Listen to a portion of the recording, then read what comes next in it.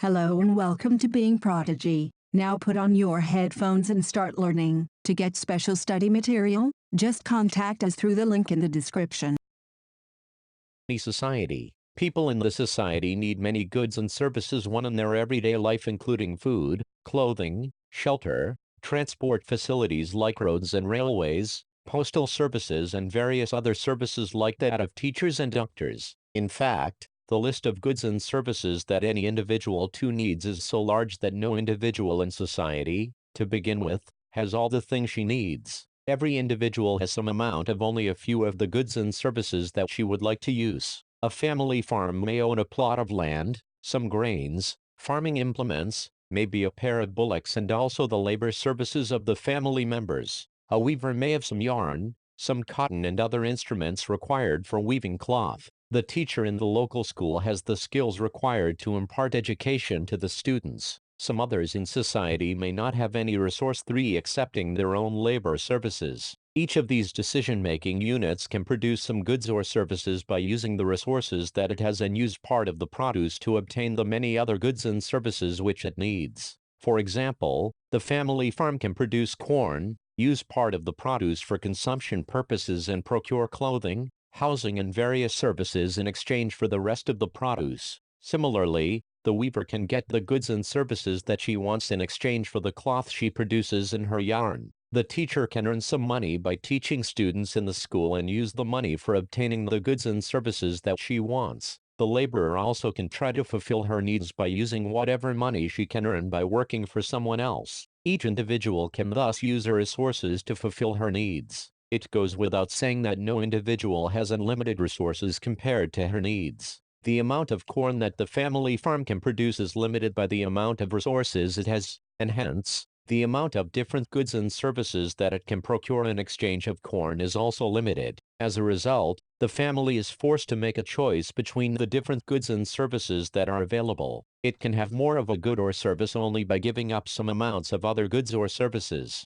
For example, if the family wants to have a bigger house, it may have to give up the idea of having a few more acres of arable land. If it wants more and better education for the children, it may have to give up some of the luxuries of life. The same is the case with all other individuals in society. Everyone faces scarcity of resources, and therefore, has to use the limited resources in the best possible way to fulfill her needs. In general, every individual in society is engaged in the production of some goods or services, and she wants a combination of many goods and services, not all of which are produced by her. Needless to say that there has to be some compatibility between what people in society collectively want to have and what they produce for. For example, the total amount of corn produced by family farm along with other farming units in a society must match the total amount of corn that people in the society collectively want to consume. If people in the society do not want as much corn as the farming units are capable of producing collectively,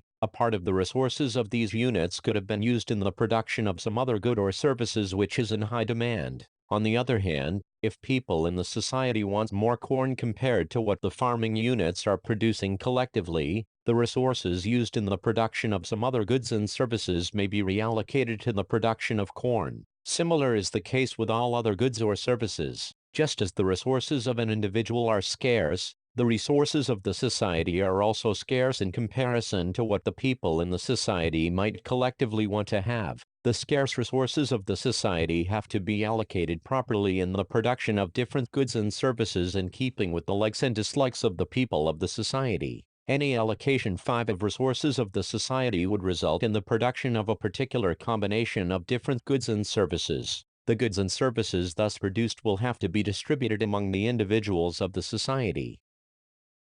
This is Being Prodigy. To get special study material, just contact us through the link in the description. And please subscribe to show your support.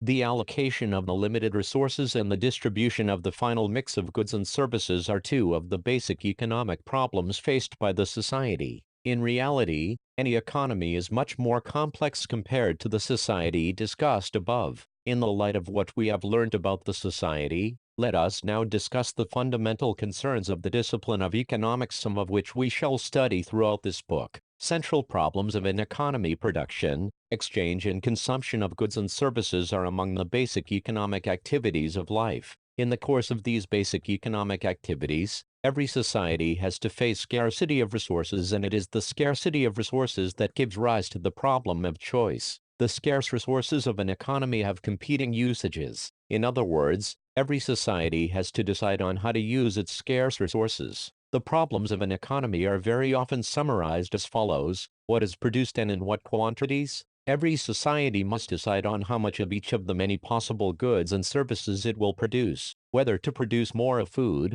clothing, housing, or to have more of luxury goods, whether to have more agricultural goods or to have industrial products and services, whether to use more resources in education and health or to use more resources in building military services, whether to have more of basic education or more of higher education, whether to have more of consumption goods or to have investment goods, like machine, which will boost production and consumption tomorrow. How are these goods produced? Every society has to decide on how much of which of the resources to use in the production of each of the different goods and services, whether to use more labor or more machines, which of the available technologies to adopt in the production of each of the goods. For whom are these goods produced? Who gets how much of the goods that are produced in the economy? How should the produce of the economy be distributed among the individuals in the economy? Who gets more and who gets less? Whether or not to ensure a minimum amount of consumption for everyone in the economy, whether or not elementary education and basic health services should be available freely for everyone in the economy. Thus, every economy faces the problem of allocating the scarce resources to the production of different possible goods and services and of distributing the produced goods and services among the individuals within the economy.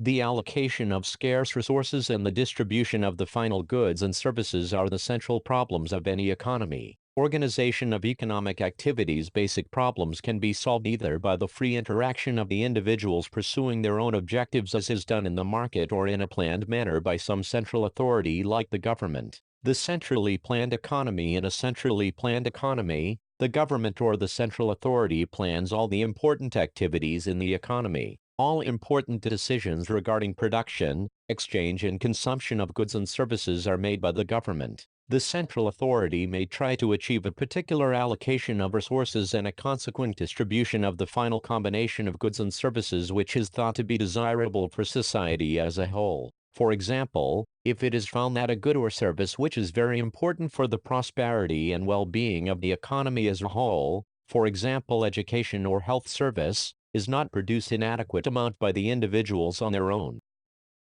This is Being Prodigy. To get special study material, just contact us through the link in the description, and please subscribe to show your support. The government might try to induce the individuals to produce adequate amount of such a good or service, or, alternatively, the government may itself decide to produce the good or service in question. In a different context, if some people in the economy get so little a share of the final mix of goods and services produced in the economy that their survival is at stake, then the central authority may intervene and try to achieve an equitable distribution of the final mix of goods and services. The market economy: in contrast to a centrally planned economy, in a market economy, all economic activities are organized through the market. A market, as studied in economics, is an institution which organizes the free interaction of individuals pursuing their respective economic activities. In other words, a market is a set of arrangements where economic agents can freely exchange their endowments or products with each other. It is important to note that the term market as used in economics is quite different from the common sense understanding of a market. In particular, it has nothing as such to do with the marketplace as you might tend to think of. For buying and selling commodities, individuals may or may not meet each other in an actual physical location. Interaction between buyers and sellers can take place in a variety of situations, such as a village talk or a super bazaar in a city, or alternatively, buyers and sellers can interact with each other through telephone or internet and conduct the exchange of commodities. The arrangements which allow people to buy and sell commodities freely are the defining features of a market. For the smooth functioning of any system, it is imperative that there is coordination in the activities of the different constituent parts of the system. Otherwise, there can be chaos. You may wonder as to what are the forces which bring the coordination between the activities of millions of isolated individuals in a market system. In a market system, all goods or services come with a price, which is mutually agreed upon by the buyers and sellers, at which the exchanges take place. The price reflects, on an average, the society's valuation of the good or service in question. If the buyers demand more of a certain good, the price of that good will rise. This will send a signal to the producer of that good to the effect that the society as a whole wants more of that good than is currently being produced, and the producers of the good, in their turn, are likely to increase their production. In this way, prices of goods and services send important information to all the individuals across the market and help achieve coordination in a market system. Thus, in a market system, the central problems regarding how much and what to produce are solved through the coordination of economic activities brought about by the price signals. In reality, all economies are mixed economies where some important decisions are taken by the government and the economic activities are by and large conducted through the market. The only difference is in terms of the extent of the role of the government in deciding the course of economic activities. In the United States of America, the role of the government is minimal. The closest example of a centrally planned economy is the Soviet Union for the major part of the 20th century. In India, since independence, the government has played a major role in planning economic activities. However, the role of the government in the Indian economy has been reduced considerably in the last couple of decades. Positive and normative economics. It was mentioned earlier that in principle there are more than one ways of solving the central problems of an economy. These different mechanisms in general are likely to give rise to different solutions to those problems, thereby resulting in different allocations of the resources and also different distributions of the final mix of goods and services produced in the economy. Therefore, it is important to understand which of these alternative mechanisms is more desirable for the economy as a whole. In economics, we try to analyze the different mechanisms and figure out the outcomes which are likely to result under each of these mechanisms. We also try to evaluate the mechanisms by studying how desirable the outcomes resulting from them are. Often a distinction is made between positive economic analysis and normative economic analysis depending on whether we are trying to figure out how a particular mechanism functions or we are trying to evaluate it.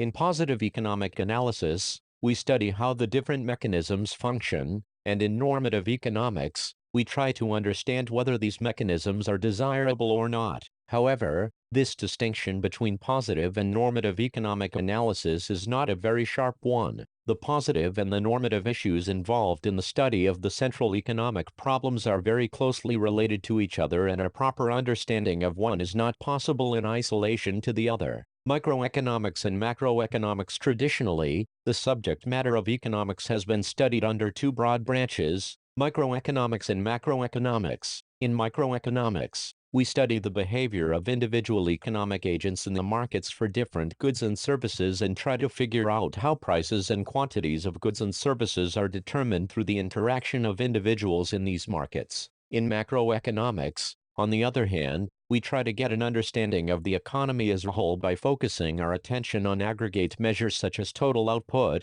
employment, and aggregate price level. Here, we are interested in finding out how the levels of these aggregate measures are determined and how the levels of these aggregate measures change over time. Some of the important questions that are studied in microeconomics are as follows: what is the level of total output in the economy? How is the total output determined? How does the total output grow over time? Are the resources of the economy, labor, fully employed? What are the reasons behind the unemployment of resources? Why do prices rise? Thus, instead of studying the different markets as is done in microeconomics, in macroeconomics, we try to study the behavior of aggregate or macro measures of the performance of the economy. Plan of the book. This book is meant to introduce you to the basic ideas in microeconomics. In this book, we will focus on the behavior of the individual consumers and producers of a single commodity and try to analyze how the price and the quantity is determined in the market for a single commodity.